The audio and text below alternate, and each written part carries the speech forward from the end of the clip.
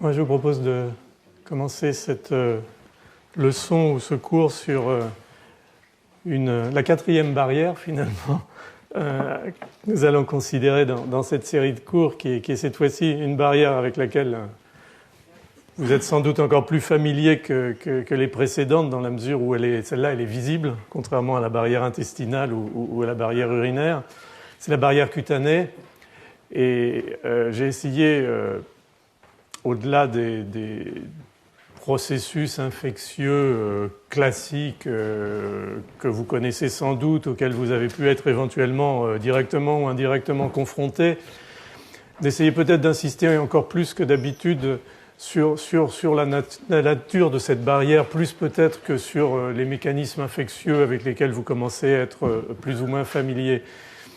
Donc je vais essayer de faire quelque chose qui, je l'espère, vous donnera une vision un petit peu intégrée de la situation et qui vous permettra éventuellement de mieux comprendre ultérieurement,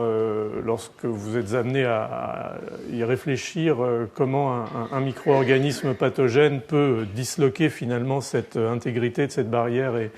et donner lieu à un processus infectieux. Donc je vais essayer de vous développer ces aspects-là dans ma présentation et dans une certaine mesure presque préparer le terrain pour le séminaire qui suivra, qui sera donné par le professeur Gérard Hort. Je vais parler très peu, voire pas du tout de virus ou d'infection virale cutanée. Lui vous en donnera une vision plus globale et surtout un développement très précis sur la famille de virus sur lequel il a énormément contribué, qui sont les papillomavirus, dont un des sites essentiels d'infection, de multiplication est la peau. Donc je vais en quelque sorte donner, encore une fois, comme je le dis souvent, une vision du champ de bataille, et ensuite vous pourrez voir comment les troupes éventuellement peuvent s'y développer, d'où cette composante un petit peu agressive de ma première diapositive. Donc la barrière cutanée, l'autre grande interface avec le monde microbien, et on va essayer comme d'habitude de se caler un petit peu sur ces notions de microbiote, de commensalisme. La flore bactérienne cutanée est une flore finalement qui est relativement connue, mais vous allez voir que, comme dans d'autres cas qu'on a déjà considérés, les choses ne sont peut-être pas si simples. Et c'est peut-être une des situations aussi où cette notion de balance, d'équilibre entre le commensalisme, le mutualisme, la symbiose, on a utilisé beaucoup de ces termes, et la pathogénicité ne sont pas toujours aussi clairs. On prendra rapidement un exemple qui est celui de l'acné, par exemple. Est-ce que c'est un dérapage du commensalisme? Est-ce que c'est déjà véritablement un micro-organisme pathogène qui est en cause? Tout ça, ce sont des questions qui sont encore en cours et où je dirais peut-être que en matière d'étude des interactions microbes-hôtes, autant les travaux ont énormément porté sur des thèmes que j'ai déjà développés, les interactions des micro-organismes pathogènes avec l'épithélium intestinal, par exemple, avec l'épithélium urinaire la semaine dernière. Autant on a l'impression que cette interface avec la peau est un domaine qui, en tout cas pour ce qui concerne les infections bactériennes, a été relativement négligé. Donc j'espère avoir là réussi à rassembler un certain nombre d'informations, de concepts qui vous permettront d'y voir un petit peu plus clair. Alors comme d'habitude, j'essaye de vous donner quelques chiffres. La peau en quelques chiffres. La peau, c'est un organe qui est composé de 10 puissance 12 cellules, donc 2000 milliards de cellules, ce qui, bien sûr, est tout à fait considérable. Ces cellules étant organisées, en fait, dans 3 strates principales, on va y revenir, qui sont des couches tout à fait cohérentes. On en reparlera aussi, elle intègre 6 barrières en une. Je donnerai quelques éléments de compréhension de cela ensuite. Et lorsque vous raisonnez en termes de surface, en tout cas en termes de surface chez un adulte, on parle là de 1,75 à 2 mètres carrés environ, pour un poids total, ça c'est un chiffre que j'ai découvert, de 5 kg, ce qui est quand même un organe tout à fait considérable et présentable par rapport à d'autres. Elle est formée donc de ces 3 couches, de l'épiderme, qui est la couche superficielle, bien entendu. Je suis désolé, ça n'a pas l'air de très bien marcher. Voilà, de l'épiderme, du derme et de l'hypoderme, et on reviendra sur ces notions. Là, c'est vraiment une pure introduction. Alors, la barrière cutanée, c'est en fait, comme on l'a déjà dit souvent pour d'autres éléments épithéliaux ou muqueux, une barrière intégrant plusieurs barrières en réalité. Donc on a, et ça vous le savez bien entendu, une barrière mécanique, c'est bien entendu un système de résistance tout à fait efficace aux agressions mécaniques, au traumatisme, en tout cas dans une certaine limite. C'est une barrière imperméable, elle prévient à la fois l'entrée et la sortie finalement, elle prévient l'entrée d'eau exagérée lorsqu'on y est exposé, mais elle prévient surtout la sortie d'eau, en particulier par rapport à la température ambiante, et bien sûr avec l'eau sortent éventuellement les électrolytes, d'où la possibilité de déshydratation. Donc là aussi c'est une fonction de barrière tout à fait essentielle pour notre survie, y compris en matière de contrôle de la pénétration de substances irritantes, d'allergènes ou de toxiques. C'est aussi une barrière aux rayons, en particulier aux rayons ultraviolets, donc une protection antisolaire, donc une protection anticancéreuse, puisque les altérations de l'ADN induites par les rayons ultraviolets non contrôlés peuvent donner très très rapidement lieu à des transformations cellulaires. C'est une barrière aux agents oxydants, elle protège en particulier contre le stress oxydatif les lipides, à la fois ses propres lipides qui composent l'interstitium cellulaire et bien sûr les membranes des cellules. Et puis c'est une barrière thermique qui permet de limiter les échanges, encore une fois, internes-externes et externes-internes selon les conditions ambiantes.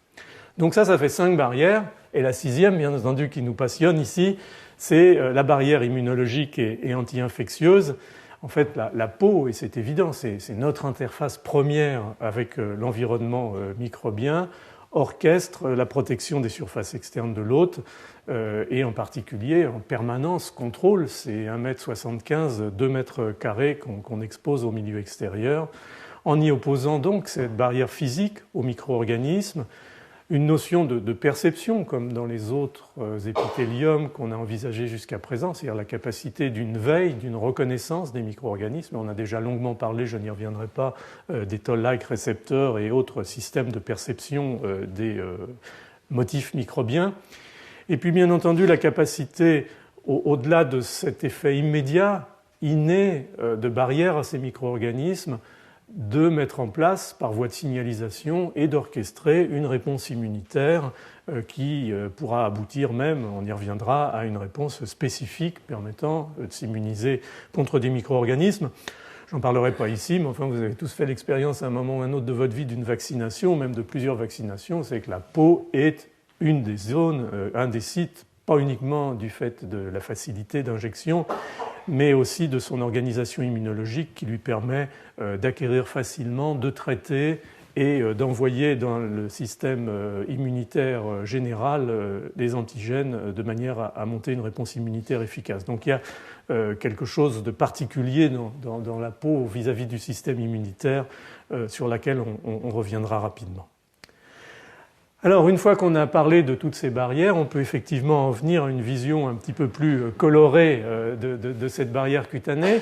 Donc, finalement, ces 3 couches dont je vous ai parlé, l'épiderme, bien entendu, le derme et l'hypoderme. Alors, l'épiderme, c'est grossièrement du gras, des réserves. On n'en parlera pas dans cette présentation, encore que sur ce qui concerne les processus infectieux, en particulier infectieux microbiens. Beaucoup des infections graves vont se développer dans ce tissu qui est très richement vascularisé, très riche en nutriments et plutôt relativement facile à disloquer pour une bactérie produisant par exemple des protéases ou des lipases. Donc on monte dans le derme. La caractéristique du derme, et après ça se termine, c'est sa vascularisation. Donc c'est à partir de ces capillaires vasculaires du derme que seront amenées éventuellement les cellules immunitaires recrutées à l'occasion des signaux induits par une brèche épidermique et finalement l'irruption de micro-organismes. Et puis on tombe dans cette fameuse couche qui, elle, représente finalement la partie mécanique essentielle de cette barrière qui est l'épiderme. On reviendra sur sa structure plus fine, mais retenez bien entendu le fait que l'épiderme n'est pas vascularisé, et donc va représenter ou a nécessité dans le processus évolutif qui a amené à ce que nous ayons un épiderme, va sûrement avoir amené des caractéristiques particulières dans la nature des cellules qui constituent cet épiderme, dans la nature des cellules immunitaires qui vont éventuellement le peupler, le coloniser, qui donnent quelque chose de relativement particulier à finalement cette interface entre les éléments cellulaires qui forment le tissu et les éléments immunologiques qui vont participer à la réponse anti-infectieuse. Et puis bien entendu, autour de ça, des extensions, si l'on veut, de l'épiderme qui, et on y reviendra, donne lieu à ces follicules pilosébacés, la racine du poil et le poil, et toute cette zone est histologiquement et physiologiquement surtout en train de devenir, pour des raisons qui concernent en particulier la régénération de la peau, la localisation particulière des cellules souches, des zones extrêmement intéressantes, et bien sûr les glandes sudoripares, toutes zones finalement qui peuvent donner lieu à un moment ou à un autre à la mise en place d'un processus infectieux. Alors, notre peau, cette peau, elle est en fait, bon, tout est relatif et tout est dans le poids qu'on veut donner au terme, mais tout de même, si on y réfléchit bien quand même, une extraordinaire résistance. Et donc, dans la grande majorité des cas, les processus infectieux cutanés vont nécessiter, pour être engagés et se développer ultérieurement, mais surtout pour être engagés, une brèche. Il y a peu, finalement, en particulier dans le monde des bactéries, de micro-organismes qui sont susceptibles d'eux-mêmes d'être déposés sur la peau et quelque part de faire leur voie à travers l'épiderme, dans le derme, dans l'hypoderme et développer leur processus infectieux. La plupart du temps, il faut une porte d'entrée. Cette porte d'entrée, elle peut être bien entendu épidermique. Ça peut être une brûlure, une morsure, une piqûre. Enfin, vous imaginez toutes les possibilités qui vont amener à une solution de continuité dans l'épiderme et faciliter la pénétration du micro-organisme. Ça peut être aussi des maladies dermatologiques, des bulles, des vésicules infectieuses. Ça peut être le bistouri du chirurgien, ça peut être les ulcères ou les escarres d'un patient diabétique. Donc tout ce qui va amener une solution de continuité, bien entendu, va faciliter la pénétration et le développement des micro-organismes. Mais ça n'est pas uniquement l'épiderme, ça peut être aussi des portes d'entrée folliculaires, soit le développement incontrôlé de micro-organismes endogènes, on en reparlera, qui composent en fait le microbiote cutané, ça va être le cas par exemple des staphylocoques, soit des micro-organismes exogènes. On a découvert il y a quelques années que les personnes qui exagéraient l'utilisation des jacuzzis en particulier, surtout lorsque l'hygiène de ces jacuzzis n'était pas tout à fait respectée, développaient volontiers des folliculites aiguës, donc des infections du follicule pileux, en particulier à Pseudomonas aeruginosa.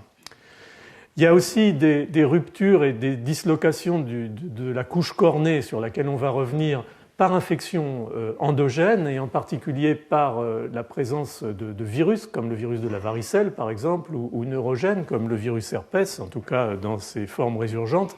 qui vont faciliter éventuellement des surinfections. Vous savez qu'une des surinfections majeures chez l'enfant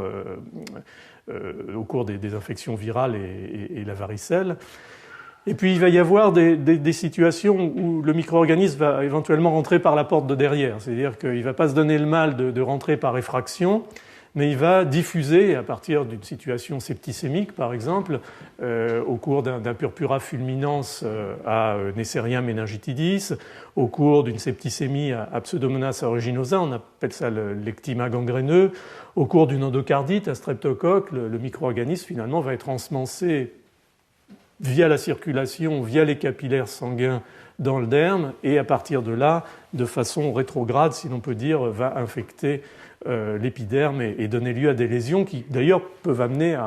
à identifier la présence de cet état infectieux. C'est le cas, par exemple, du purpura fulminans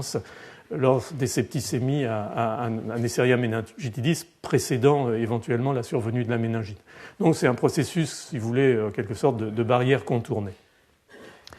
Alors, si on rentre dans la structure générale de l'épiderme, on se retrouve avec un certain nombre de zones, de couches, qui sont mentionnées ici avec des numéros. Alors, si on va de l'extérieur vers l'intérieur, on a une première couche qu'on appelle le stratum corneum ou la couche cornée, qui est vraiment, je dirais là, et on y reviendra en particulier dans l'organisation fonctionnelle des systèmes de défense, la barrière principale de la peau en matière de prévention au jour le jour des pénétrations de micro-organismes à travers cette barrière cutanée. Donc, cet stratum corneum, c'est bon, on a tendance à parler de peau morte parce qu'effectivement, les kérastinocytes cutanés évoluent progressivement vers une situation de cellules mortes, mais ça reste néanmoins une zone qui est métaboliquement extrêmement active et fonctionnellement tout à fait fondamentale dans cet effet de barrière cutanée. Au-dessous, immédiatement, se trouvent des cellules. Les noms latins sont très, très jolis d'ailleurs, mais sont surtout évocateurs finalement de ce que les histologistes, lorsqu'ils ont commencé à décrire la peau, ont vu sous leur microscope.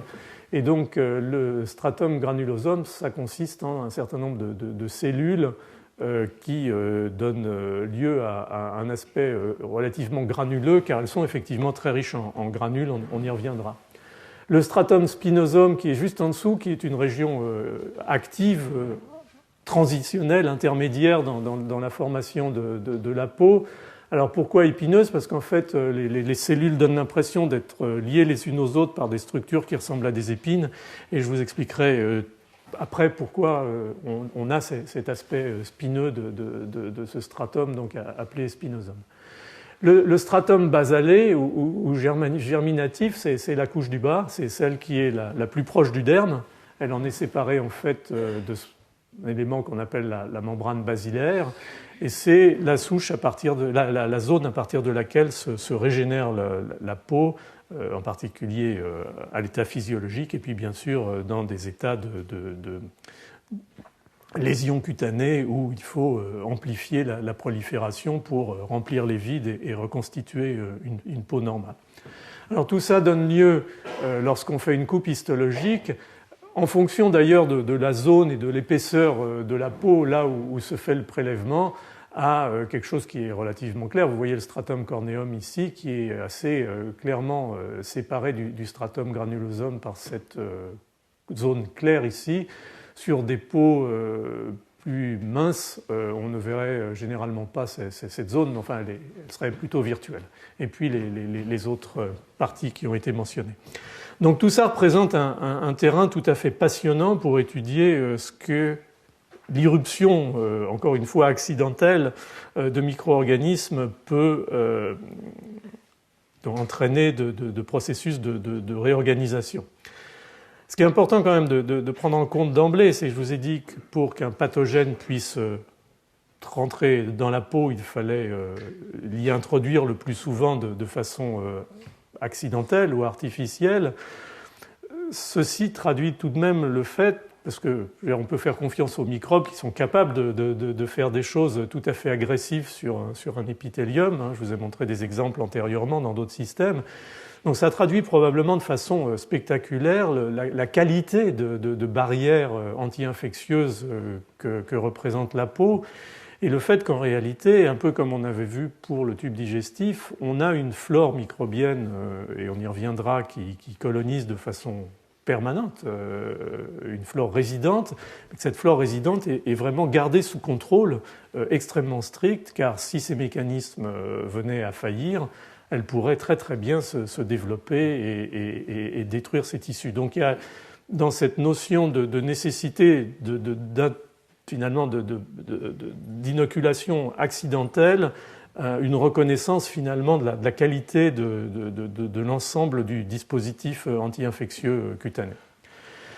Alors la cellule de base de cette peau, c'est une cellule qu'on appelle le kératinocyte,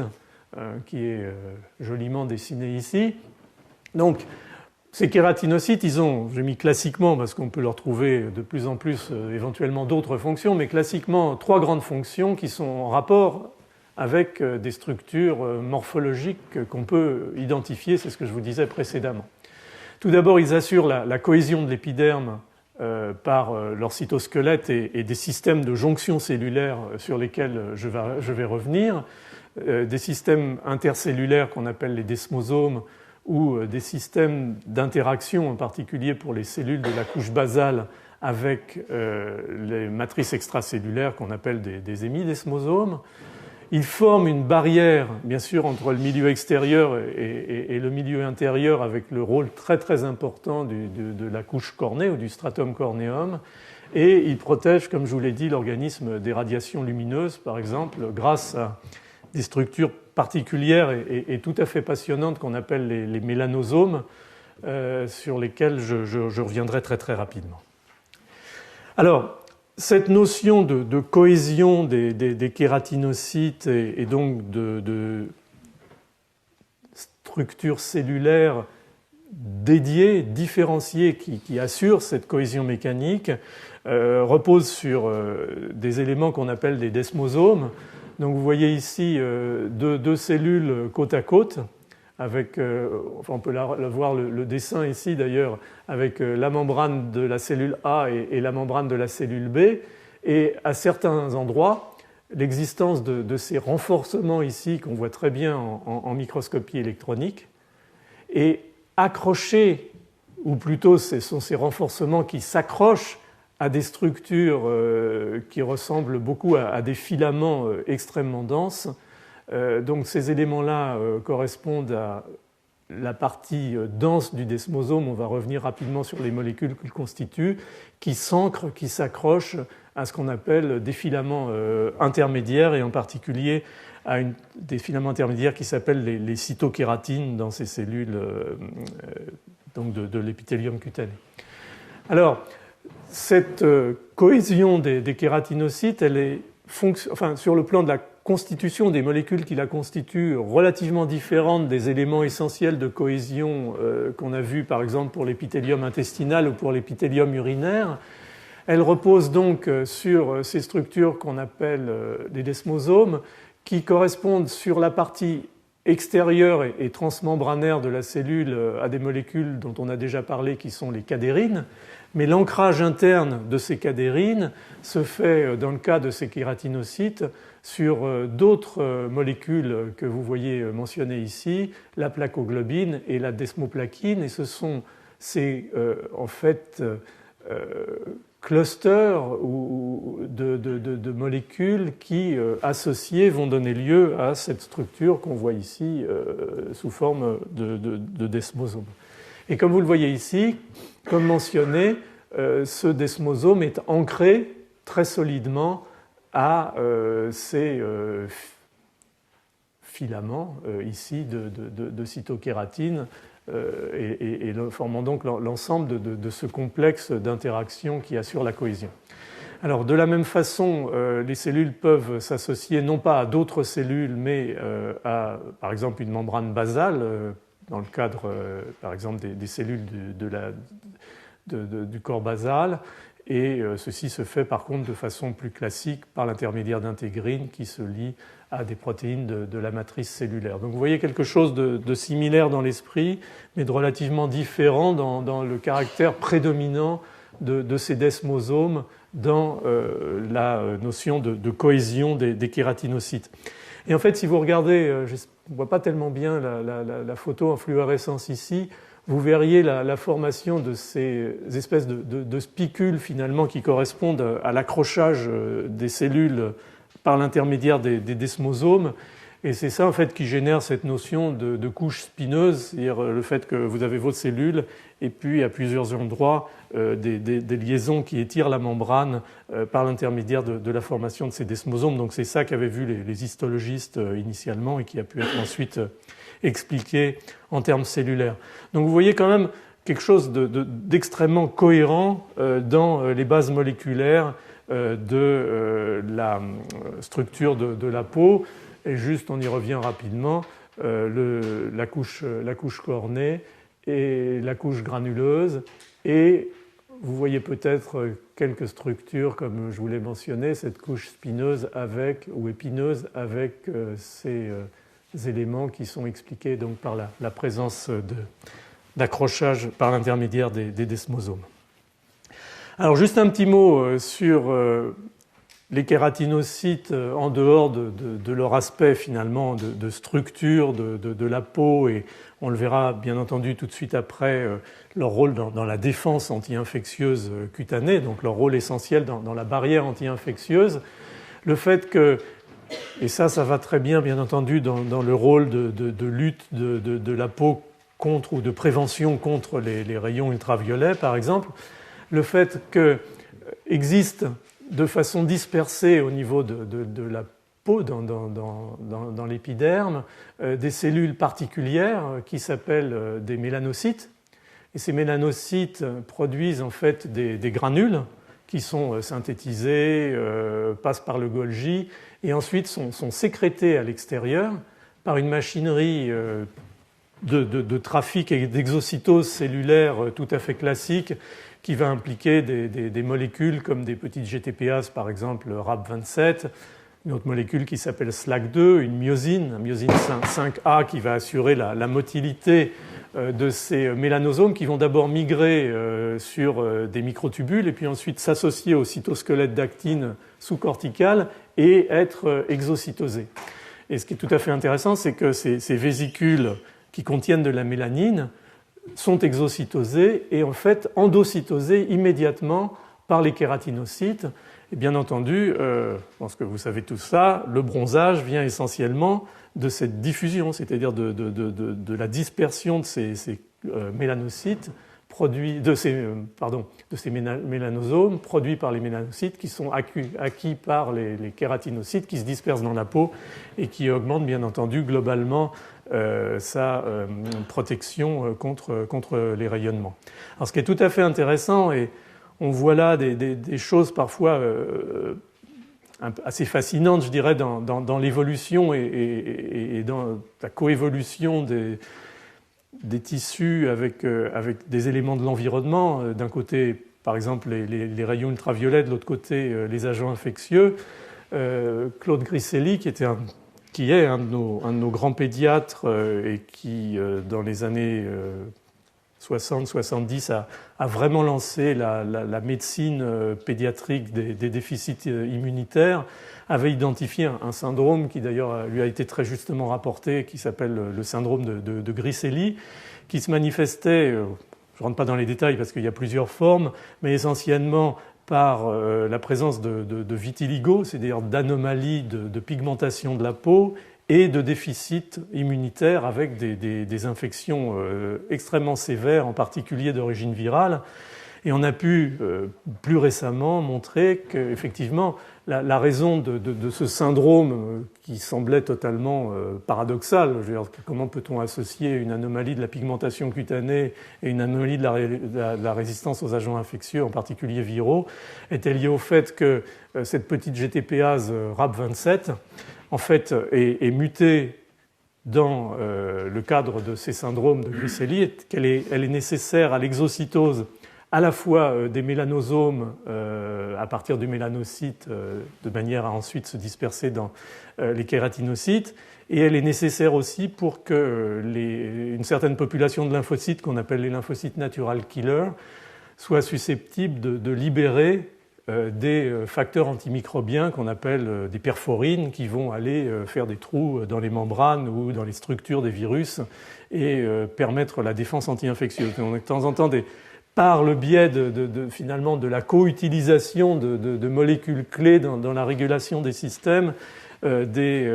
sortes de coïncidences un petit peu bizarres qui font aussi parfois s'interroger sur finalement la nature et la façon dont la coévolution de l'animal avec son environnement a pu se mettre en place. Alors, si on essaye d'avoir une vision peut-être un petit peu plus dynamique de cette barrière cutanée, on peut dire qu'il existe donc un élément de base sur lequel l'ensemble du système va s'organiser qui va être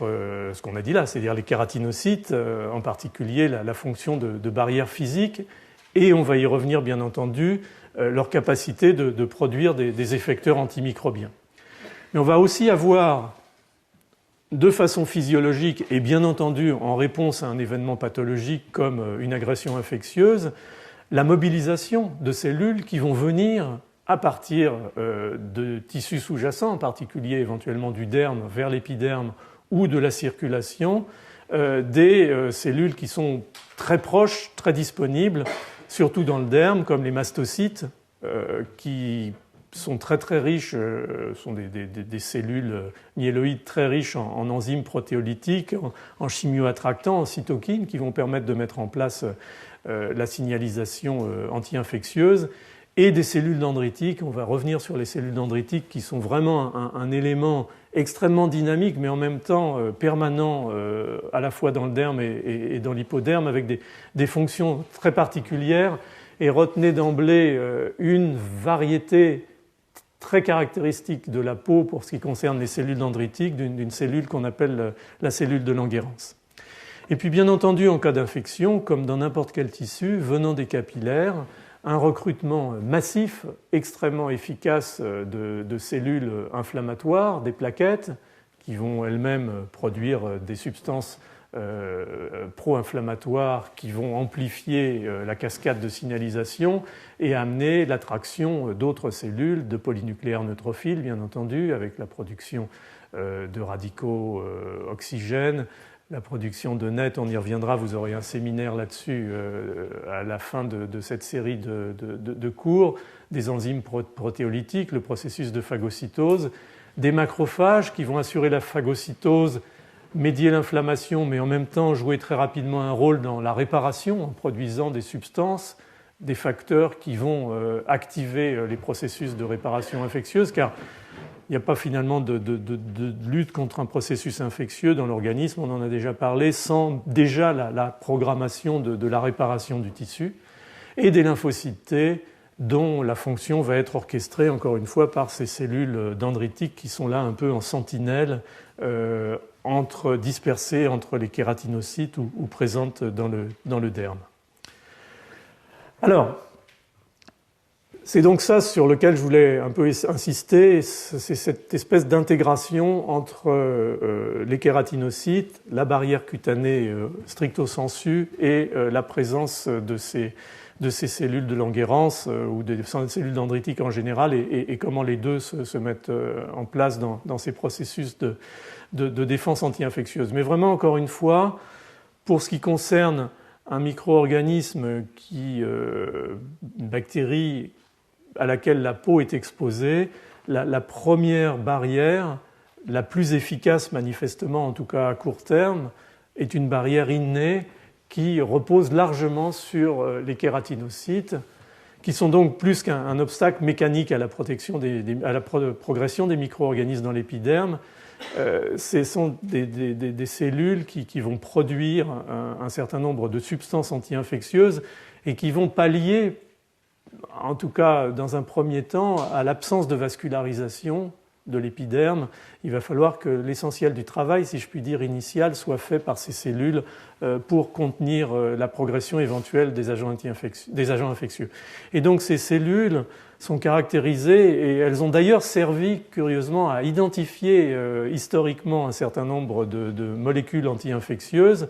Elles sont très riches en lysozymes. Elles sont très riches en une RNase qui s'appelle la RNase 7, qui a un spectre anti-infectieux très très large, qui est peut-être un des plus puissants des effecteurs bactéricides. Ce n'est pas nécessairement celui qui est le plus étudié. Elle a un rôle bactéricide sur Enterococcus faecalis en particulier, ce qui permet et on reviendra sur d'autres agents anti-infectieux ou d'autres molécules anti-infectieuses, permet d'éviter la contamination cutanée par des bactéries de la flore intestinale.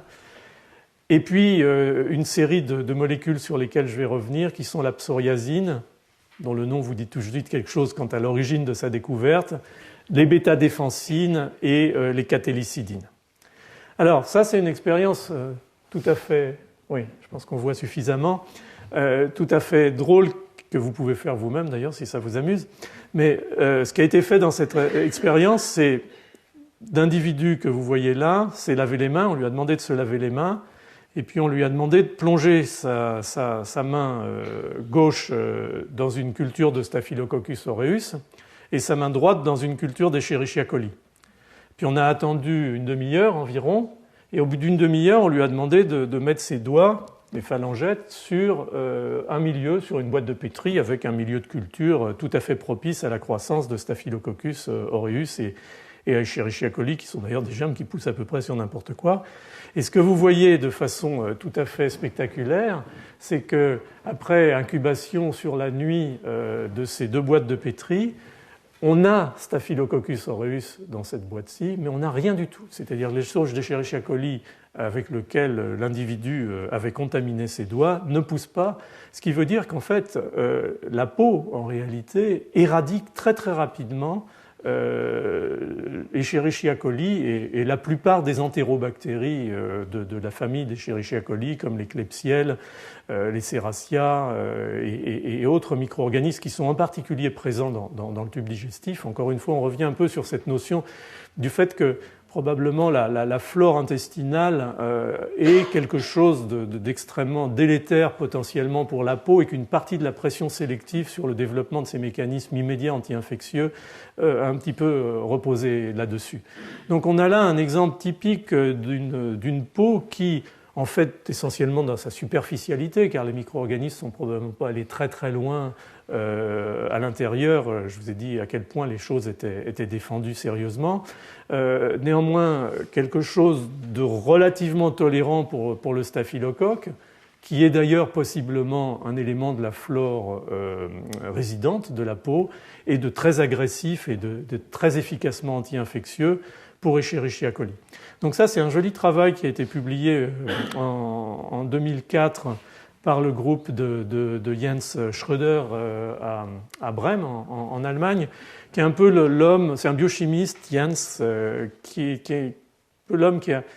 je pense, un de ceux qui a fait le plus de contributions sur la connaissance de ces molécules antimicrobiennes cutanées, en particulier de ces peptides antimicrobiens. Je ne vous ai pas mis de photos parce que ce n'est pas très joli, mais beaucoup de ce travail a été fait à partir de squames de patients atteints de psoriasis. Donc, récupérait les squames dans des services de dermatologie, lisait les squames, séparait les protéines constituantes et tombait au fur et à mesure sur un certain nombre de pics protéiques qui montraient que les kératinocytes avaient une très très forte activité de production de ces peptides antimicrobiens,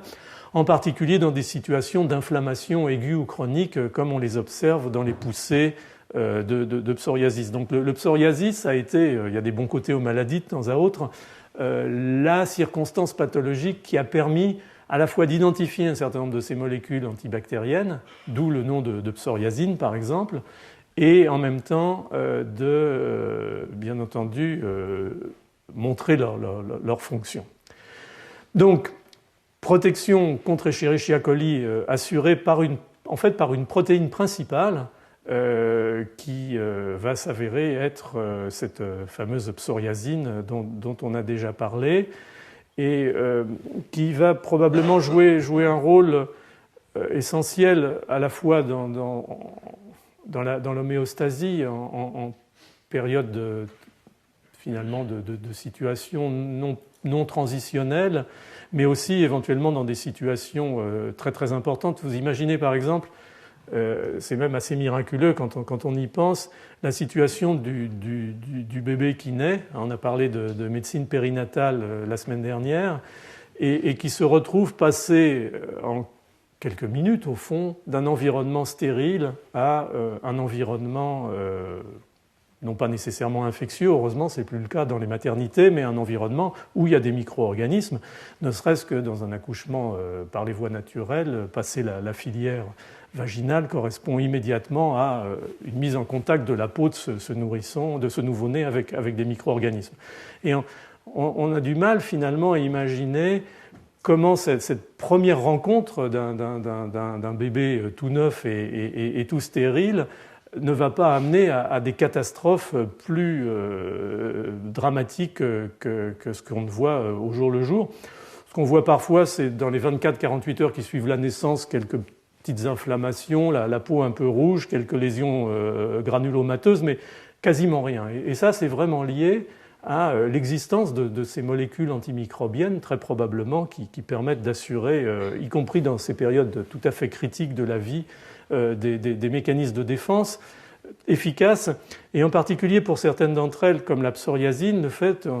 vous remonterai dans une diapositive, qu'elle est vraiment exposée à la surface de la couche cornée, c'est-à-dire qu'elle est là en première barrière contre l'irruption des micro-organismes. Donc un très joli travail qui permet aussi de commencer à voir un certain degré de spécificité dans ce qu'on appelle maintenant de façon générique les peptides antimicrobiens. Alors la psoriasine, c'est ça qui est aussi tout à fait intéressant. Je parlais tout à l'heure de problèmes de coadaptation et autres, qui s'appelle d'un terme plus technique S100A7. En fait, c'est une protéine qui lie le calcium et qui est en fait un membre parmi d'autres d'une grande famille de protéines qui contiennent ce qu'on appelle des IF-HANS. Ce sont des structures tridimensionnelles qui permettent de lier le calcium. Et donc le calcium est nécessaire à leur activité. Et ces protéines, en fait, sont, pour l'ensemble de cette famille des protéines S100, localisées dans le cytoplasme ou dans le noyau des cellules. Et elles sont impliquées dans un large spectre de fonctions, dans la régulation du cycle cellulaire, dans la différenciation cellulaire. Il y en a au moins 13, dont les gènes sont regroupés dans le chromosome 1 chez l'homme. Et en fait, cette psoriasine, elle diffère un tout petit peu des autres parce que sur les deux IF-HANS, je suis désolé, c'est comme ça qu'on les appelle, l'une d'entre elles, celle qui est du côté N-terminal, c'est les deux structures hélicoïdales en bleu qui sont montrées sur la molécule ici, n'est pas capable de lier le calcium. On ne sait pas très bien la relation que cela peut avoir avec une certaine différenciation de cette molécule et le fait qu'elle soit devenue pour l'essentiel une molécule anti-infectieuse. Ce qui ne veut pas dire qu'elle n'a pas un rôle plus général dans les fonctions cellulaires, ça veut simplement dire que encore une fois, l'évolution a fait que certaines molécules de signalisation ou que certaines molécules effectrices ont été amenées à effectuer des fonctions qui n'étaient pas nécessairement prévues initialement et que sous pression sélective du monde microbien, certains éléments ont été ou sont utilisés pour mettre en place les défenses anti-infectieuses. Alors vous voyez par exemple dans ce marquage fait par donc, cette équipe de Jens Schröder, la présence, c'est le marquage en rouge, vous reconnaissez maintenant la structure générale de la peau, cette protéine, la psoriasine, qui est exprimée essentiellement par les cellules au-dessus du stratum basalé jusqu'en haut, quasiment à la couche cornée. Le fait qu'il existe des irrégularités d'expression, vous voyez, certains endroits elle est très exprimée, dans l'autre elle ne l'est pas, c'est un peu mosaïque, mais ça c'est à l'état de base. Dès qu'il y a un processus inflammatoire, elle est surexprimée massivement et à tous les niveaux. Et le fait qu'on la retrouve aussi exprimée par exemple dans le follicule pileux, très haut, dans une zone bien entendu qui peut elle aussi être exposée à la présence de micro-organismes, en particulier d'entérobactéries issues de la flore cutanée. Donc ce n'est pas une espèce d'inondation globale du tissu cutané par l'expression de cette molécule, ce sont vraiment des localisations très précises, y compris, je ne sais pas si je l'ai mentionné, au niveau des glandes sébacées. Donc vous voyez que tous les organes, un peu, organes entre guillemets, toutes les structures fonctionnelles spécifiques de la peau, telles que j'ai essayé de les définir, sont associées à l'expression de ce type de molécules comme la psoriasine. Alors, ce qui est très intéressant aussi en termes aussi là encore d'évolution, c'est que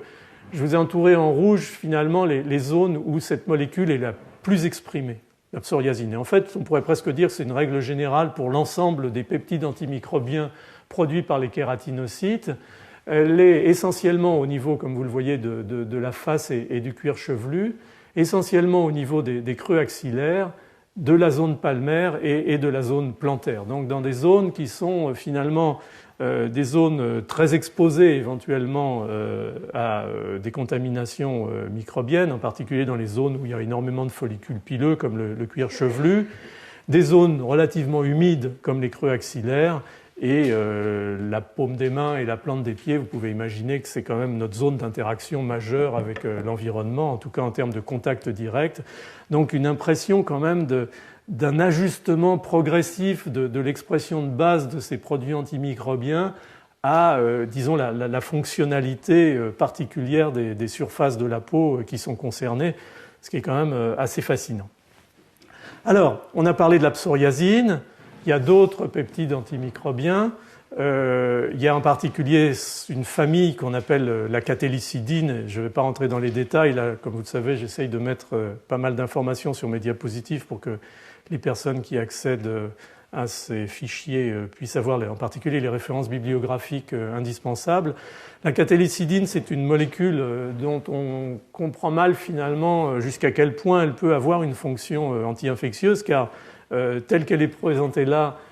avec très peu de contraintes, il n'y a par exemple pas de pondisulfure, on est en présence d'une molécule qui est relativement, possiblement fragile et facilement hydrolysée par des protéases. Néanmoins, la catélicidine est un des éléments clés de la défense anti-infectieuse, avec chez l'homme une nomenclature, elle s'appelle H pour homme, CAM, et on voit très souvent un slash et le terme LL37 qui en fait correspond au fait que la forme active bactéricide de la catélicidine suit un clivage après quelques acides aminés au niveau N-terminal et libère la structure lytique de la molécule. Donc il y a un élément en deux temps là-dedans. Il y a à la fois la production de la molécule et la nécessité de sa maturation de cette promolécule pour libérer cette molécule LL37 qui a cette fonction anti-infectieuse. Donc c'est un autre élément de la panoplie anti-infectieuse qui est d'ailleurs de façon intéressante exprimé de manière constitutive, sans nécessité d'induction au niveau du follicule pileux, et par contre nécessitant l'induction par, encore une fois, une lésion, en particulier infectieuse, au niveau du reste de l'épiderme. Alors, on se pose toujours la question, pour ces peptides antimicrobiens, il y a une certaine difficulté à établir leur fonction anti-infectieuse et de s'assurer qu'ils sont bien là pour une fonction anti-infectieuse, dans la mesure où il y a énormément de redondance, on en a déjà parlé, que ce soit dans le tube digestif ou ailleurs, et c'est la même chose dans la peau, il y a énormément de peptides antimicrobiens. Donc on arrive d'un côté à montrer in vitro en particulier que ces molécules purifiées, mises dans des conditions expérimentales correctes, sont bactéricides, mais lorsqu'on élimine un de ces éléments d'une manière ou d'une autre de l'organisme, on ne trouve pas véritablement de diminution très très importante de l'efficacité anti-infectieuse, dans la mesure où il y a tellement de redondance que probablement certaines molécules, des autres molécules remplacent celles-là. Pour LL37 néanmoins, ou en tout cas pour ce qui est l'équivalent de LL37 chez la souris qui s'appelle Cramp, il y a sans doute un des papiers les plus jolis et les plus convaincants sur le rôle de la catélicidine dans la protection anti-infectieuse de la peau en présence d'un micro-organisme pathogène. C'est un travail qui n'est pas récent puisqu'il a été publié en 2001 par Victor Nizet, qui était un peu au début de sa carrière aux États-Unis dans le laboratoire de Richard Gallo à San Francisco, où il finalement commençait à s'intéresser et à essayer de détailler un petit peu les fonctions respectives de ces molécules antimicrobiennes. Donc ce qu'ils avaient fait, c'est de générer une souris knockout, donc délétée du gène de Cramp, qui est encore une fois l'équivalent murin de la catélicidine ou de LL37. Et ce qui était très clair dans ce qui est montré là expérimentalement, c'est que lorsqu'on regardait la taille des lésions après inoculation cutanée avec un streptocoque pathogène qui est Streptococcus pyogenes, qui donne des lésions chez la souris, on voyait que la souche donnait lieu à des lésions beaucoup plus larges et beaucoup plus détériorées quand on s'adressait à une souris dont le gène de la catélicidine avait été détruit, alors qu'on avait des lésions, disons, standards, classiques, lorsqu'on s'adressait à une souris wild type, sauvage, et de façon très intéressante, en fait, quelque chose d'intermédiaire chez les hétérozygotes, c'est-à-dire ayant une destruction du gène uniquement sur un allèle. Et ça, c'était le premier point. Le deuxième point, c'est que, bien entendu, en corollaire de ça, il y avait beaucoup plus de bactéries isolées des lésions des souris knockout pour le gène de la catélicidine par rapport à la souris sauvage. Et puis, bien entendu, vous le voyez là sur la photo du haut, qui est retranscrite ici sur les courbes, les lésions cutanées beaucoup plus sévères, beaucoup plus profondes, beaucoup plus creusantes chez les animaux n'ayant pas la capacité de produire cette catélicidine et soit ne se guérissant pas, soit se guérissant beaucoup plus tardivement que les lésions induites chez l'animal sauvage. Donc une vraie preuve expérimentale chez la souris pour cette catélicidine particulière d'une fonction anti-infectieuse avec un micro-organisme qui est un vrai pathogène de la peau, comme vous le savez sans doute, qui est Streptococcus pyogenes, ce qu'on appelle vulgairement le streptocoque A. Alors d'autres peptides antimicrobiens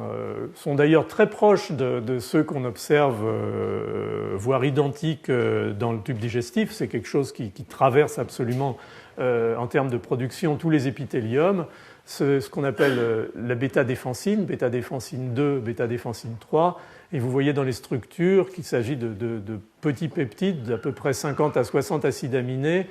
dans la forme initiale, très contraints avec ces ponts disulfures qui vont faire des molécules extrêmement denses et très résistantes aux protéases dans tous les environnements en fait, dans lesquels ces molécules vont être produites. Et lorsque vous regardez, par exemple, une souche de Staphylococcus aureus exposée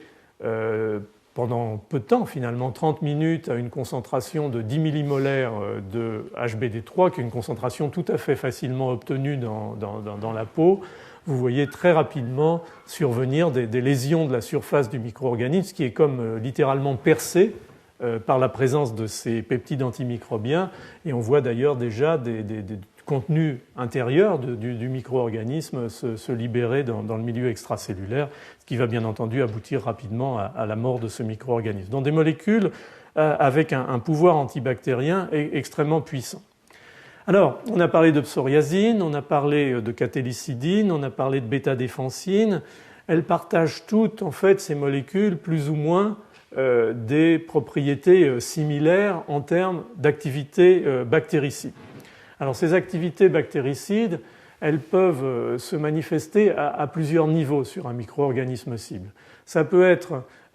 par modification, blocage en fait de la biosynthèse de ce qu'on appelle le mur bactérien, c'est-à-dire le peptidoglycane. C'est-à-dire la bactérie va être incapable de synthétiser son cytosquelette et va finalement exploser, car le mur bactérien permet aussi de maintenir une résistance aux éléments osmotiques et à garder à la bactérie à la fois sa forme et sa réalité physique. Ça peut être l'inhibition de protéases ou d'autres activités enzymatiques qui sont essentielles à la fonction bactérienne. Ça peut être l'inhibition de la synthèse des acides nucléiques et des protéines bactériennes. Ça peut être une liaison à l'ADN, mais c'est probablement d'abord et avant tout la formation de pores membranaires. Et il est fort probable que toutes les autres observations ici sont en fait essentiellement des conséquences et des éléments secondaires en cascade à un événement initial qui est la formation de pores membranaires. Parce que ce que ces molécules ont de tout à fait intéressant lorsqu'on reconstitue leur structure tridimensionnelle, c'est qu'elles sont amphipathiques, c'est-à-dire qu'elles ont un côté, si l'on peut dire, ou en tout cas un domaine qu'on appelle hydrophobe, avec des acides aminés hydrophobes, qui vont leur permettre finalement d'interagir et de s'intégrer dans la membrane de la bactérie, et un domaine hydrophile qui va leur permettre, une fois intégrés, de former véritablement un pore qui va bien entendu libérer, vous avez vu, les composants intracellulaires ce qui va amener rapidement à ces cascades d'événements qui vont mener à la destruction du micro-organisme. Donc des peptides extrêmement sophistiqués dans leur capacité d'interaction avec les membranes cellulaires. Alors on s'est beaucoup posé de questions malgré tout sur leur rôle réel. Bon, je pense qu'il n'est pas discuté maintenant que c'est un des éléments essentiels de la fonction de protection. Il y a un certain nombre d'éléments en matière de pathologie qui apportent des informations supplémentaires. Par exemple, au cours du psoriasis, j'ai déjà mentionné bien entendu à quel point le psoriasis avait été une source d'identification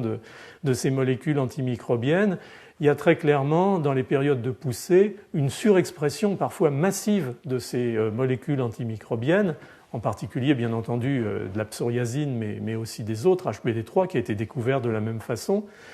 À l'opposé, les patients, les enfants en particulier, atteints d'eczéma atopique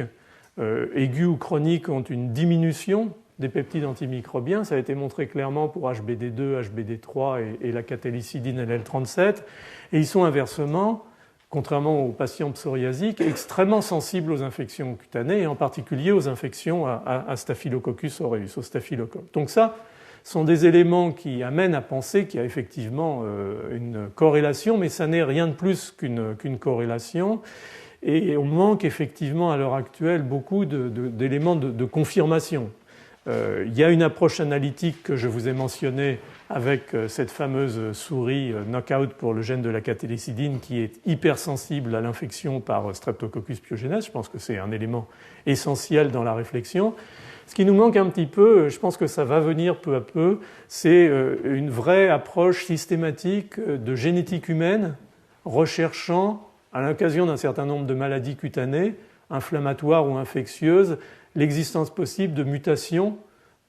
soit dans le gène, soit dans les systèmes régulateurs de l'expression de ces peptides antimicrobiens. Par exemple, dans ce qu'on appelle les genome-wide scans qui ont été faits sur les patients atteints de psoriasis,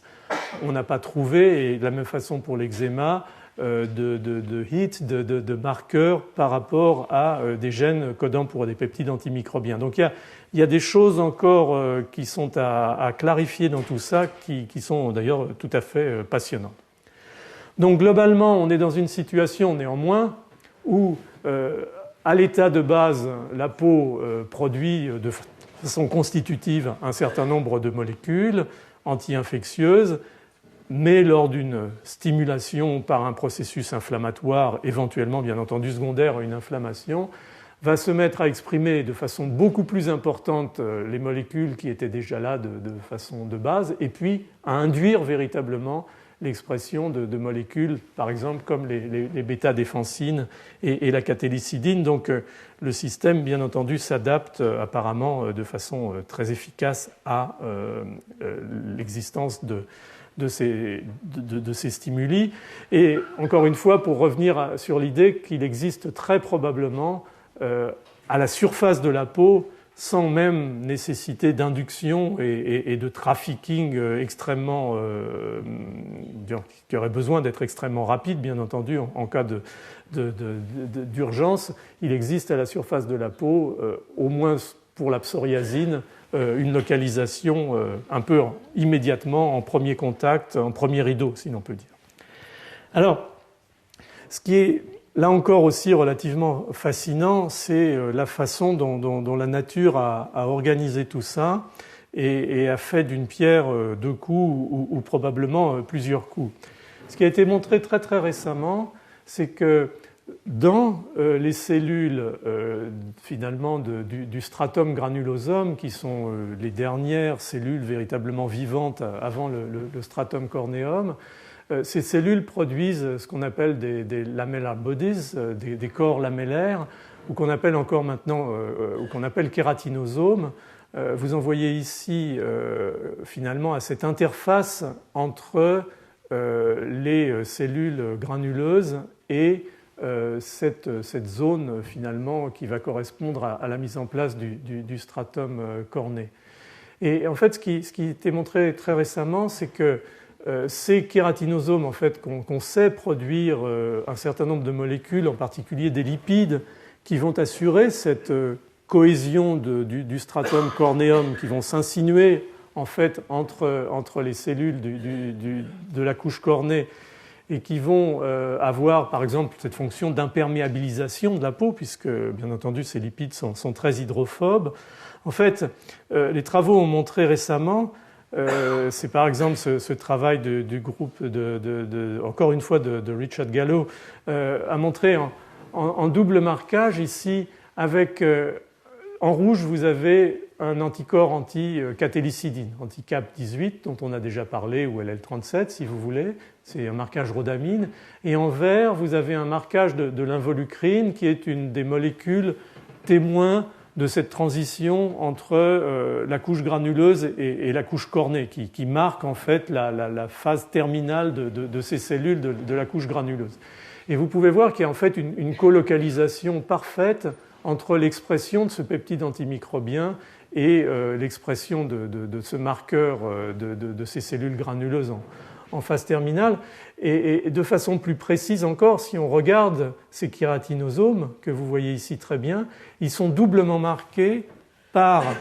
l'anticorps anti-involucrine et l'anticorps anti-CAP18. Ce qui veut dire en fait que dans ces kératinosomes, qui sont chargés de la mise en place de cette matrice qui va protéger la couche cornée, on a à la fois des lipides et des peptides antimicrobiens, au moins un, mais il a été montré ultérieurement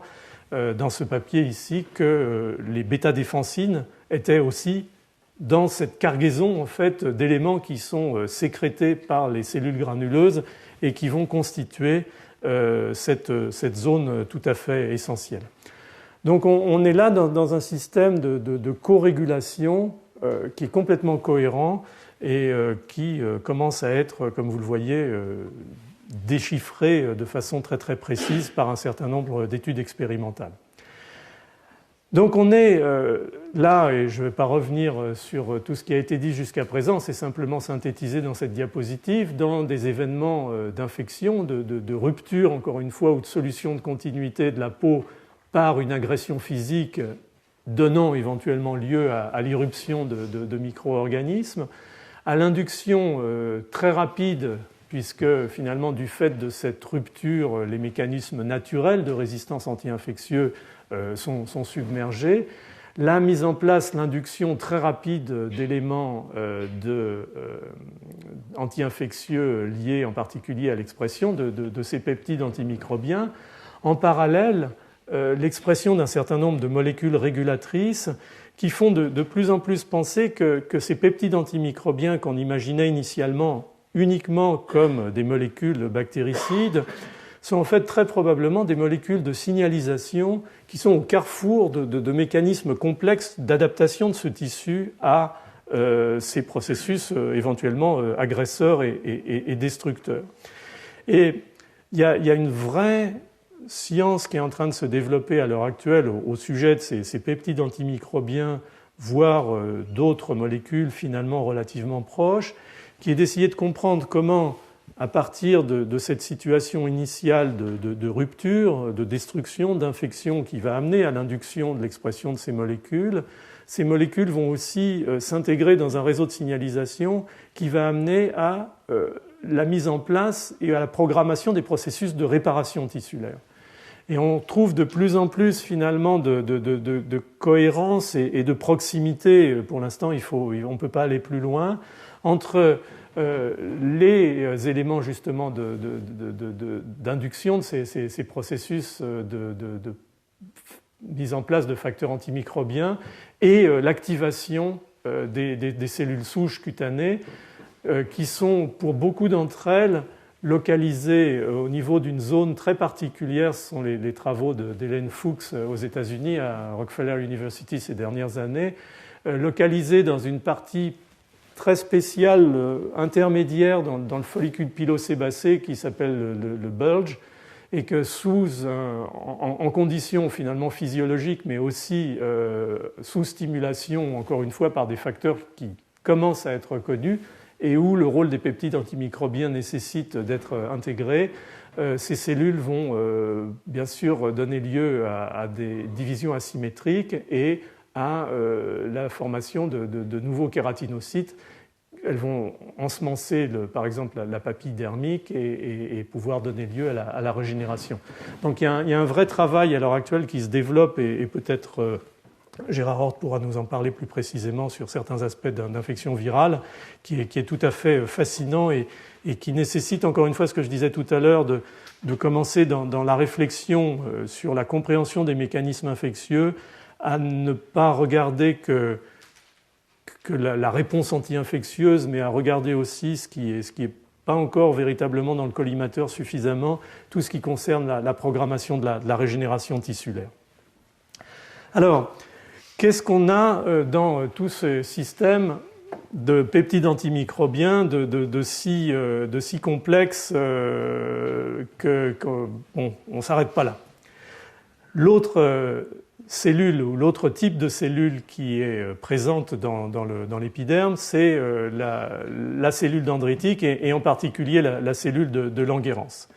Donc ça, c'est une série d'informations pour ceux qui seront intéressés à lire et à voir des références. La cellule de Langerhans est en fait une cellule dendritique, c'est-à-dire une cellule présentatrice d'antigènes. Alors elle est issue de la cellule souche CD34+, qu'on trouve dans les organes hématopoïétiques,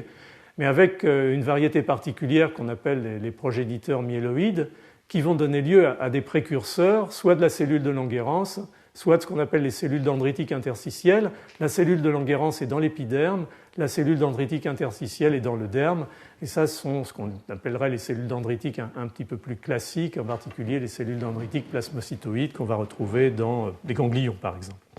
Donc on a là une vraie sous-population avec ces marqueurs caractéristiques présentes dans l'épiderme et dans le derme. Et vous voyez ici, vous regardez simplement cette partie de la diapositive, vous voyez qu'en plus de tous ces kératinocytes dont on a déjà largement parlé, on a ces cellules magnifiques dispersées au milieu de ces kératinocytes avec ces projections, ces extensions qui s'appellent des dendrites, d'où le nom de cellules dendritiques, qui sont donc caractéristiques de la présence à l'état de veille et du recrutement, bien entendu, en cas d'alarme, de cette sous-population, en particulier de cellules dendritiques, d'où encore une fois la qualité de la peau en termes de réceptacle d'injection d'antigènes pour la vaccination. Donc ces cellules vont faire ce qu'elles savent faire, c'est-à-dire capturer l'antigène, le processer, le présenter en particulier avec les antigènes de classe 2 aux lymphocytes, et vont assurer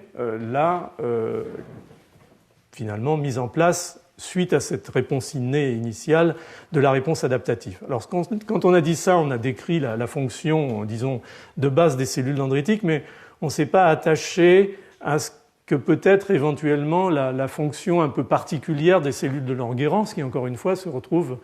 essentiellement au niveau cutané. Alors les cellules de Langerhans, elles sont marquées par la présence d'un certain nombre de granules qu'on ne retrouve pas dans d'autres cellules dendritiques, qui s'appellent les granules de Birbeck, et que vous voyez ici en microscopie électronique. C'est une espèce d'empilement d'assiettes qui correspond pour beaucoup à une juxtaposition de membranes lipidiques, mais bien entendu avec ces membranes lipidiques, il y a un certain nombre de molécules effectrices. Et une de ces molécules effectrices est l'angérine, qui est mentionnée ici, CD207, dont la fonction jusqu'à présent n'était pas bien connue, et encore une fois, on imagine qu'elle est relativement spécifique de ces cellules de Langerhans. Alors, les animaux, les souris knock-out pour le gène de la langérine n'ont pas l'air d'avoir des déficits immunitaires majeurs, encore qu'on anticipe de plus en plus que peut-être il y aurait une fonction dans la présentation des antigènes non peptidiques, non pas donc par les classes 2, mais par ces fameuses antigènes de type CD, et en particulier CD1A. Mais ce qui a été montré aussi très récemment, c'est qu'il y avait peut-être des fonctions antivirales directes, et ça mettrait quand même encore une fois ces cellules de Langerhans dans une fonction à la fois de mise en place classique de la réponse adaptative, mais vraiment en fonction dans les réponses innées, immédiates à la présence d'un agent anti-infectieux. Il y a en particulier plusieurs jolis travaux ces dernières années qui ont montré que l'expression de la langérine à la surface de la cellule dendritique, en fait, représentait une barrière naturelle à l'infection par le virus VIH, lorsqu'il est transmis éventuellement par voie transcutanée, et qu'en réalité, ce que faisait la langérine, c'était de capturer le VIH, de l'endocyter et de l'amener immédiatement dans un compartiment de dégradation qui permettait bien entendu sa destruction et éventuellement la présentation des antigènes, si tant est que ça aboutisse à quelque chose d'efficace dans le cas du sida, mais néanmoins une vraie fonction innée de protection anti-infectieuse qui peut-être en dit assez long sur le fait que ces cellules sont associées aux kératinocytes et capables, au-delà de la capture des virus, de capturer d'autres micro-organismes et de les amener à des pathways de dégradation dans la cellule tout à fait efficaces. Donc un vrai, encore une fois, un peu une confusion des rôles, mais qui est probablement fait du sens dans le contexte de la peau, qui, encore une fois, la zone épidermique est dénuée de vascularisation, donc il faut qu'elle traite les choses de façon rapide et efficace, et donc pas mal de superposition a dû se faire, et même encore plus de superposition qu'on ne l'imagine, puisque des travaux récents montrent qu'il y a une vraie coopération entre les peptides antimicrobiens, les défensines, et la qualité et l'efficacité de la présentation des antigènes par la cellule dendritique. Donc on est là dans un autre processus, peut-être un peu plus tardif, mais tout à fait essentiel. Donc, pour la toute dernière partie de cette présentation, je vais essayer d'aller maintenant, après avoir essayé de vous donner une définition de cette barrière cutanée, de voir un peu en termes fonctionnels comment tout ça se met en place par rapport à la flore microbienne. Donc on a parlé d'un réseau intégré de défense innée, avec des éléments intrinsèques, avec des éléments extrinsèques recrutés, les cellules du système immunitaire. On a maintenant à faire face à cette flore commensale, à ce microbiote, qui va, comme d'habitude, on en a déjà parlé pour d'autres systèmes, c'est un peu Janus, il y a une double possibilité. La première possibilité, bien entendu, que ces micro-organismes puissent infecter, ce qu'on ne veut pas. Mais comme on en a besoin, parce qu'ils jouent probablement un rôle protecteur eux-mêmes, il a fallu trouver un juste équilibre pour les maintenir en surface sans invasion. Donc cette flore cutanée, en termes de notre interface avec le monde microbien, elle a là encore probablement une fonction d'occupation de niche, on a déjà parlé de ces concepts, de compétition pour dénutrition, et de sécrétion de dérivés de métabolisme, l'acide acétique, l'acide propionique par exemple, par un certain nombre de ces micro-organismes, a un pouvoir anti-infectieux et probablement d'autres substances. Donc, qu'est-ce que c'est que cette microflore cutanée? Est-ce qu'il y a quelque chose de stable, de reconnaissable, et quelle en est la fonctionnalité? Alors, c'est assez drôle, j'ai repris cette expression parce que un auteur, Marples, il y a quelques années, avait dit que finalement, c'est pour ça que le titre de la diapositive est écosystème cutané ou écosystème cutané au pluriel. En fait, il n'est pas du tout impossible on regarde la peau un peu de façon globale, qu'en réalité, il y ait des écosystèmes différents. Vous avez vu tout à l'heure cette notion de niveaux différents d'expression des peptides antimicrobiens en fonction de cuir chevelu, du creux axillaire et des zones palmoplantaires. Donc il n'est pas du tout impossible que ceci traduise en fait simplement des variations à la fois quantitatives et qualitatives de la flore microbienne à un endroit donné de l'organisme. Et l'expression que je trouvais très jolie était qu'il y avait probablement la même distance pour des flores microbiennes entre l'aisselle et le thorax qu'entre la forêt vierge, la jungle et le désert. Et c'est ce qui est en train éventuellement d'être mis en évidence. Alors, jusqu'à présent, l'écologie microbienne de la peau a été faite essentiellement, classiquement, par la culture microbienne, ce qui fait que on a trouvé un certain nombre de micro-organismes et on a beaucoup essayé de rapporter éventuellement ces micro-organismes, sans succès d'ailleurs, à la cause d'un certain nombre de pathologies cutanées, la dermatite atopique, l'acné, rosacée, le psoriasis, la maladie de Verneuil, on peut éventuellement en dire un mot dans la discussion. Mais donc tout ça a été fait par des méthodes soit d'écouvillonnage, soit de grattage de la surface, soit éventuellement de ce qu'on appelle des punch biopsies, c'est-à-dire des prélèvements qui prennent en compte aussi l'ensemble de l'épiderme et éventuellement une partie du derme. Donc nos connaissances basées ensuite sur la culture ont permis d'identifier ce qui est un peu le squelette global de la flore cutanée, c'est-à-dire des espèces bactériennes en nombre finalement relativement limité, dominées par les staphylocoques, Epidermidis aureus, des microcoques, des corinébactéries non diphtériques, ce qu'on appelle des brevibacteria. Brevibacteria, c'est des bactéries qui se développent en particulier dans les zones humides de l'organisme et c'est ça qui nous donne notre bonne odeur lorsqu'on est resté un peu trop au chaud trop longtemps sans prendre de douche. Ce sont des microbes qui d'ailleurs ont des capacités métaboliques tout à fait passionnantes. Des propionibactéries, en particulier Propionibacterium acnes, des acinetobactères qu'on trouve partout d'ailleurs, et Pseudomonas aeruginosa et Streptococcus pyogenes présents dans des situations un petit peu limites, très proches sinon en cas de véritablement d'infection. Et puis une espèce fongique prédominante, dont vous avez sûrement entendu parler, Pityrosporum ovale, qui dans sa forme filamenteuse, invasive, qui probablement est largement en cause dans certaines pathologies cutanées, par exemple comme l'excès de squame, les pellicules et autres, donc va donner des ifs et va s'appeler Malassezia furfur, mais en fait c'est le même micro-organisme. Alors ça, c'est finalement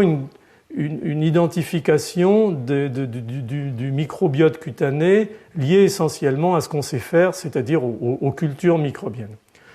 En fait, la question c'est, comme dans la flore microbienne intestinale dont on a déjà souvent parlé, est-ce qu'il n'y a pas autre chose? Est-ce que finalement ces micro-organismes ne sont pas un petit peu l'arbre qui cache la forêt, sachant que quasiment dans tous les écosystèmes qu'on commence à identifier maintenant par des méthodes d'analyse moléculaire, c'est-à-dire essentiellement par amplification de gènes codants pour les ARN CESS et séquençage, ou maintenant par ce qu'on appelle deep sequencing, c'est-à-dire qu'on séquence absolument en masse l'ensemble de l'ADN de la communauté bactérienne en question et on voit ensuite par analyse bioinformatique. Donc on est dans une situation où en règle générale, la méthode microbiologique classique de culture ne va identifier que quelque chose entre 1 et 10% de la flore microbienne réelle. Donc qu'est-ce qu'il en est de la flore cutanée véritablement ? On commence tout juste à voir dans la littérature, vous voyez la date des papiers, là c'est 2008, et ça a été vraiment, Elizabeth Grice, ça a été un des premiers papiers sur un essai d'analyse par méthode moléculaire, c'est-à-dire encore une fois là ça a été fait à partir de biopsies cutanées faites soit chez l'homme, soit chez la souris. Et ce qui est apparu dans les premières études, mais qui semble commencer à s'atténuer un petit peu dans les études suivantes, c'est que finalement l'essentiel des micro-organismes qu'on observait n'étaient pas des micro-organismes identifiés par les méthodes de culture habituelles. Donc finalement le profil bactérien cutané réel correspond largement à des gamma-protéobactéries, à des bêta-protéobactéries comme ce qu'on appelle les bulles coldériales, qui en fait n'étaient pas du tout dans la liste que je vous ai donnée antérieurement. Donc il y a un vrai travail qui se met en place actuellement d'identification très précise sur plusieurs individus, bien entendu, parce que ça va sans doute changer d'un individu à l'autre, ça va changer d'une localisation chez un individu à un autre, et les travaux supplémentaires qui ont été faits par le groupe d'Elisabeth encore, ça c'est publié dans Science il y a quelques mois, ont montré, c'est un énorme travail de prélèvement à des endroits différents, sur 10 endroits différents, sur 20 individus avec des moyennes, vous voyez un petit peu l'importance du travail, commence à faire émerger en fait cette notion de cartographie différentielle des micro-organismes à la surface de la peau. Vous avez ici en bleu foncé et en vert dans les zones sébacées, c'est-à-dire dans les zones grasses de la peau, des propionibactéries, des staphylocoques. Dans les zones humides, vous avez plutôt des corinébactéries, des bêta-protéobactéries, donc les bulles coldériales et des staphylocoques. Et dans les zones sèches, plutôt des bêta-protéobactéries et des corinébactéries éventuellement. Donc tout doucement, on s'oriente vers une meilleure connaissance de cette flore globale, puisque les études sont réalisées par des méthodes moléculaires qui théoriquement apportent bien sûr moins de biais, encore qu'il y en ait, que la méthode de culture, à l'échelle de plusieurs individus et à l'échelle de zones différentes dans l'organisme. Donc on va avoir peu à peu une vision relativement globale et précise des flores microbiennes. Et à partir de là se pose véritablement la question qu'on s'était déjà posée pour les micro-organismes, par exemple de la flore intestinale, c'est des symbiontes ou c'est des pathogènes? Et en fait, on ne sait pas toujours. On trouve des Staphylococcus dorés, Staphylococcus aureus dans la peau, soit de façon parfaitement symbiotique, soit pour des raisons, par exemple, d'extrême humidité et de non-contrôle anti-infectieux, sous forme d'infections, en particulier d'abcès, de furoncles, c'est-à-dire d'infection du follicule pilosébacé. Donc il y a une espèce de barrière, de seuil quelque part, où la nature, finalement, symbionte d'un côté, pathogène de l'autre, est relativement mal définie. Et pour certains de ces micro-organismes, la bascule peut se faire d'un côté ou de l'autre, non pas en fonction des caractéristiques du microbe, mais en fonction des caractéristiques de l'environnement cutané dans lequel le microbe se trouve à un moment donné. Alors la question classique se pose avec l'acné, qui a été discutée depuis des années comme étant possiblement une maladie infectieuse de la peau, sans qu'on ait véritablement pu apporter d'éléments vraiment convaincants. Inversement, certains dermatologues considèrent que, vu les conditions de survenue, c'est probablement quelque chose de très environnemental, avec des aspects très liés à la production de sébum par les glandes sébacées chez l'adolescent, du fait d'un déséquilibre hormonal qui est caractéristique de cette période, et ainsi de suite, et tout le monde s'entre-déchire avec ça, sans qu'on puisse véritablement trouver quelle est la solution réelle. Alors, la microécologie microbienne du follicule pilosébacé, elle commence à apparaître, avec plutôt dans la moitié supérieure qui va vers la surface, donc avec de l'oxygène,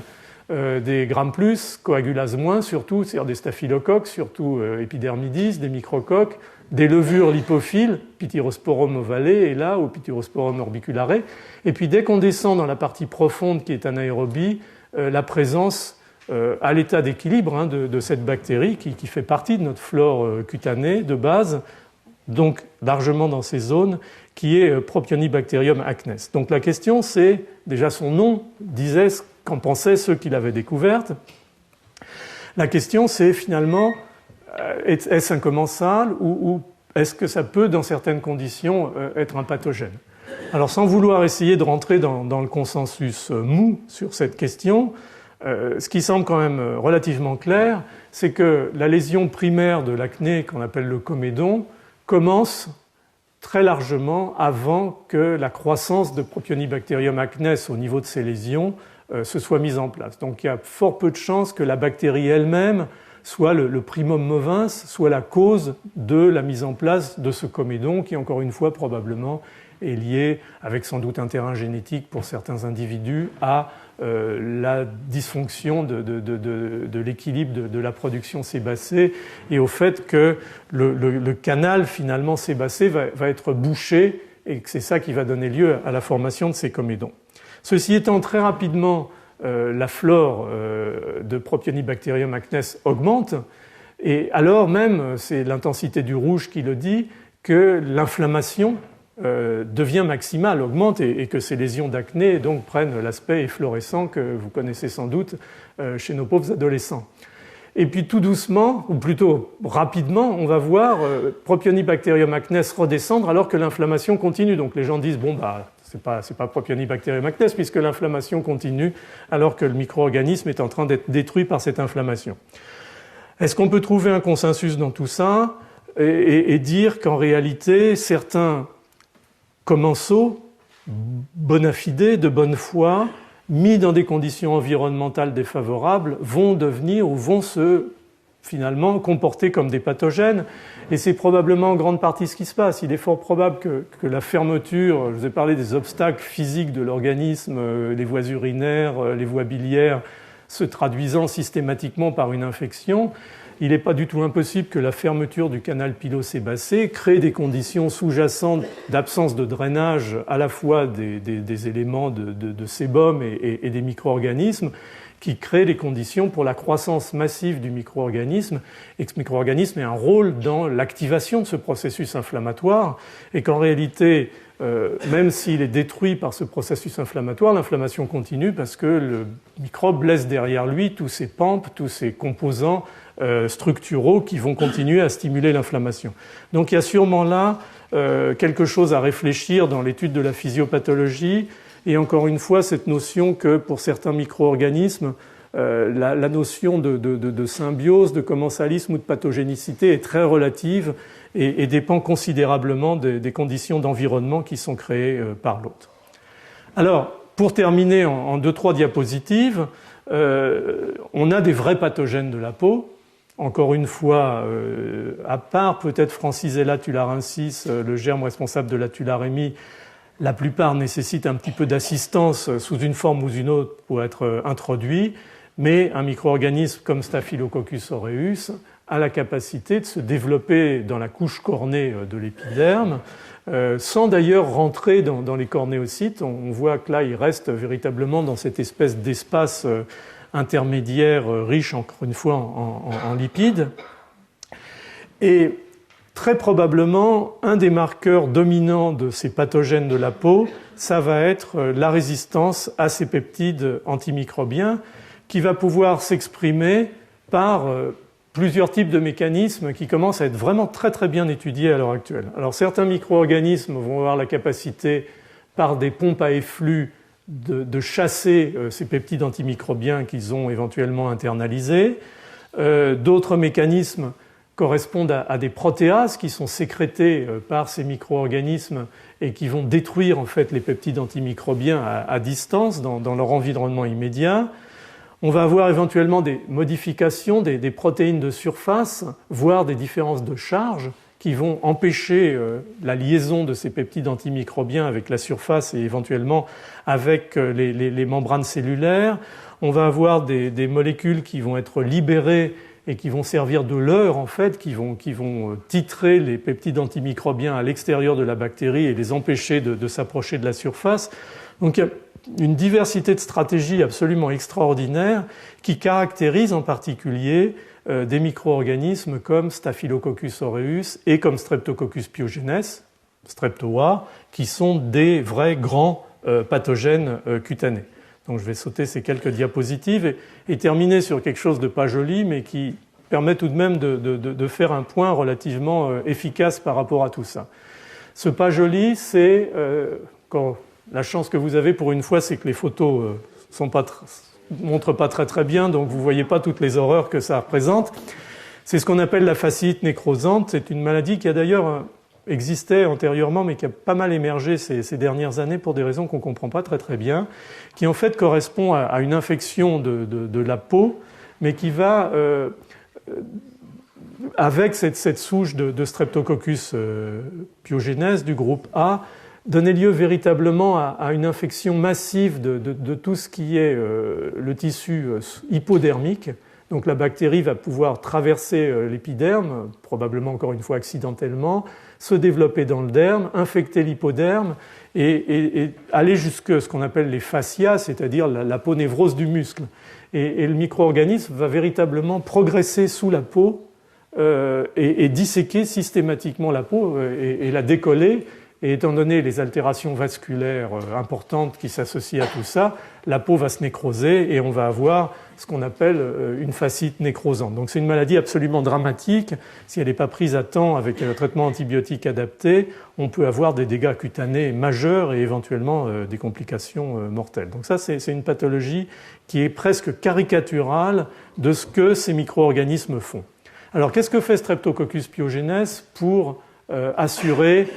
cette progression à travers, sous la peau, et ce développement finalement horizontal qui va lui permettre de disséquer la peau et entraîner sa nécrose. La première chose qu'il est capable de faire, c'est de se fixer aux cellules, et en particulier de s'associer à la surface des kératinocytes et aux membranes basales, comme la membrane basilaire ou éventuellement les éléments du tissu conjonctif de l'hypoderme.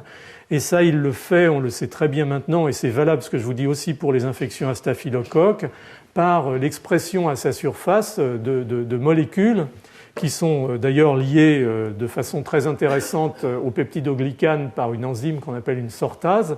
Et en fait, ces bactéries expriment à leur surface toute une panoplie de molécules qui leur permettent de se lier aux molécules de la matrice cellulaire, en particulier aux fibrinogènes ou au collagène et à d'autres éléments matriciels. Donc ces bactéries vont vraiment s'implanter, adhérer aux éléments structuraux, matriciels, en particulier du derme et de l'hypoderme.